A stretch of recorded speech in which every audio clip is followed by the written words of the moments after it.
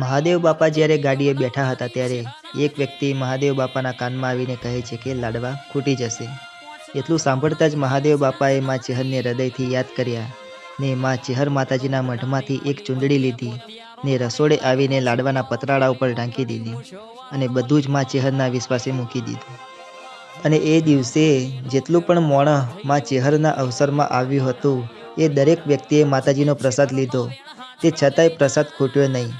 અને જે પણ ઘરે પાછા જતા ત્યારે વ્યક્તિ દીઠ માતાજીનો લાડવાનો પ્રસાદ ઘરે લઈ જવા આપ્યો. લાખો લોકોએ માતાજીનો પ્રસાદ લીધો પણ માતાજીએ એક પણ લાડવો ખૂટવા ના દીધો. તમે મરતોલીમાં જાઓ તો હજુ પણ માતાજીના લાડવા અને ચૂંદડી તમને જોવા મળશે. આવો તો મારી કાબરી ઓખોવાળી મારી ચેહરનો કોમ સ.